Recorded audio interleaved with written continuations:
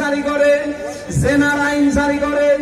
আপনি জীবনে জেনা না করে জেনার গোনা নিয়ে কিয়ামতে উঠবেন। এই জন্য এরকম পাগলামি সামনে আমরা করব না। বলেন করব? যে যা প্রাপক, আসল প্রাপক যেটা তার কাছে পৌঁছিয়ে দেবে। হযরতে ওসমান ইবনে তালহা রাদিয়াল্লাহু তাআলা আনহু, তার কাছে নবীজি মক্কা বিজয়ের পরে কাবার চাবি হাতে তুলে দিয়েছিলেন। বলেছিলেন কিয়ামত পর্যন্ত তোমার বংশধরদের কাছে চাবি থাকবে, কারণ তোমরা এর প্রাপক, এর আসল মালিক তোমরা। একটা চাবির ক্ষেত্রে যদি এতটুকু উদারতা নবীজি দেখাতে পারেন, কত বিষয় আমাদের সামনে আমানত পড়ে আছে। এই আমানত গুলো যদি প্রত্যেকটা এখান থেকে শিক্ষা নিয়ে আমরা বাস্তবে রূপ দিতে পারতাম, এই দেশটা আমার মনে হয় একটা মিনি জান্নাত হয়ে যেত। আমরা টের পাচ্ছি না যে আমানত আসলে কি।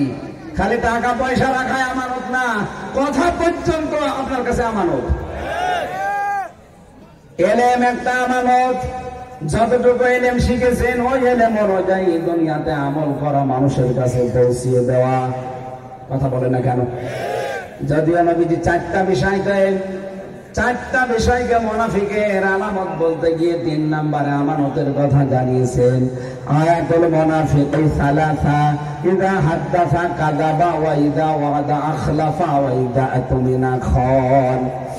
মুনাফিক তো ওই লোকটা যে কথা বললেই মিথ্যা কথা বলে, ওয়াদা করলে খেলাফ করে, আর আমানত রাখলে খেয়ে ফেলে, খেয়ানত করে, আর ঝগড়া হলেই খালি গালি দেয়।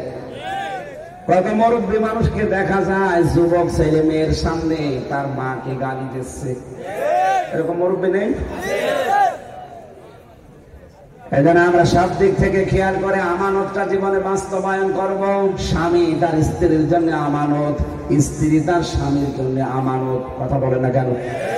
অথচ পারিবারিক জীবনে আমানতের দায়িত্ব পালন নেই। এজন্য হাজারো স্বামী পরকীয়া প্রেম করে, হাজারো স্ত্রী 1 সন্তান 2 সন্তান নিয়ে বেরিয়ে চলে যাচ্ছে। আমানতটা বুঝতে হবে। যেহেতু আমানত বহু বচনের শব্দটা লক্ষ লক্ষ কথা আছে এর ভেতরে। তাফসীরে ফি জিলালিল কোরআন আর মারিফুল কোরআন, এই দুইটা একটু বেশি করে দেখবেন আয়াতের সম্পর্কে। সারাদিন যেহেতু গাড়িতে খাবারও খাইনি, আমি এসে একটু খালি কাজ হয়েছিলাম, ঘুমিয়ে গেছি আধা ঘন্টা, এরপরে চলে এসেছি। পারিবারিক জীবন নিয়ে আমি 2টা বই লিখেছিলাম ছেলে থাকাকালীন, ওই কারারক্ষীদের কাছে কলম খাতা নিয়ে। বাইরে এসে পাবলিশ করেছি, তার ভিতরে এখানে 3টা, 8টা লিখেছিলাম, বাইরে 5টা, ছেলে 2টা। ছেলের ভেতরে যেটা দাম্পত্য সমস্যা এবং তার সমাধান। বহু মানুষ শুধু মহিলার কারণে সেল কাটতেছে। এটা আমি মনে করি ওদেরকে, এটা নারীদের জন্য, ওদেরকে পড়াবেন। আপনার মেয়ে হোক, বউ হোক, ফুফু হোক, বোন হোক, ওদের পড়াবেন পুরাটা। আর একটা আছে, এটা শুধুমাত্র পুরুষদের জন্য, দাম্পত্য সমাধান এবং তার সমস্যা কিভাবে তৈরি হয় ওইটা। আর এটা আমি আল্লাহর সৃষ্টি নিয়ে লিখেছি। মঞ্চে যদি থাকে এখান থেকে নিয়ে যাবেন। আমার যেহেতু আর একটা অনুষ্ঠান আছে, তো ওদেরও এরকম বড় আয়োজন। আমি আজকের মতো বিদায় নিচ্ছি। দোয়া চেয়ে দোয়া করি। আল্লাহুম্মা আমিন। লা হাওলা ওয়ালা কুওয়াতা ইল্লা বিল্লাহিল আলিয়্যিল আযীম। আল্লাহুম্মা গফিরলি ওয়ারহামনি ওয়াহদিনি ওয়াফিনি ওয়ারযুকনি ইয়া রাব্বাল আলামিন। আল্লাহ তাআলা চাতক পাখির মতো বসে বসে তোমার কোরআনের কথাগুলো আমরা শুনছিলাম। যতটুকু শুনেছি আমল করার তৌফিক দাও।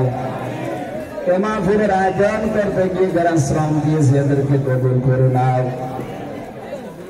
যত যুবক দেখলাম এই মাহফিলের জন্য কাজ করছে, আল্লাহ যুবকদেরকে আর কোন অন্যায় পথে তুমি ফেলে দিও না। মরণ পর্যন্ত এই মানুষগুলোকে কোরআনের উপরে ঠিক। শিক্ষক মরহুম মাস্টার আব্দুল আওয়ালের ছেলে রিয়াদ বাহরাইন প্রদেশী মায় বাবার জন্য দোয়া চেয়ে টাকা পাঠিয়েছে। আল্লাহ তার টাকায় আজকে কোরআনের অনুষ্ঠানগুলো হচ্ছে। তোমার এই বান্দাকে প্রবাসের জীবনে তুমি সালামতে রাখো। তার বাবা মরহুম আব্দুল আওয়াল মাস্টারকে কবুল করে নাও, কবরের ভেতরে জান্নাত দিয়ে দাও। যত অতিথি এখানে এসেছে, সভাপতি, প্রধান অতিথি, বিশেষ অতিথি যারা, আল্লাহ ওমরের মতো বানিয়ে দাও রব্বুল আলামিন। এলাকায় মাটির নিচে যত মানুষ ঘুমিয়ে আছে, কোরআনের ইজ্জতের কবরগুলো জান্নাত বানাও। আমার নাথ এ শব্দটা ছোট কিন্তু এত ব্যাপক। আমাদের জীবনের প্রতিটি দিক আর বিভাগে আমানত পালন করার সুযোগ দাও। মা বন্ধুরকে খাদিজার মতো আয়েশার মতো বানিয়ে দাও। আল্লাহ দয়া করে আমার কণ্ঠটা তুমি আগের অবস্থায় ফিরিয়ে দাও। জালেমের জেলখানায় 3টা বছর আমার সবকিছু নষ্ট হয়ে গেছে। মেহেরবানি করে আমার উপরে তোমার খাস রহমত নাযিল করো আল্লাহ। লা হাওলা ওয়ালা কুওয়াতা ইল্লা বিল্লাহিল আলিয়্যিল আযীম।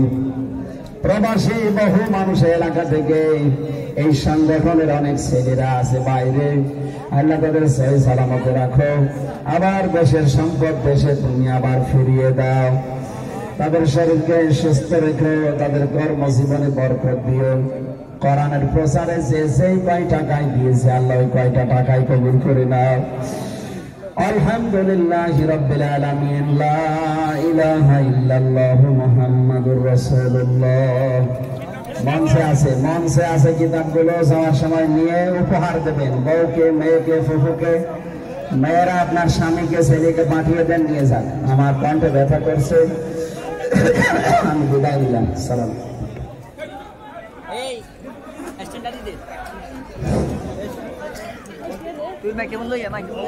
জি, আপনাদের সামনে এখন সমাপনী মাহফিল সমাপনী ঘোষণা দিবেন।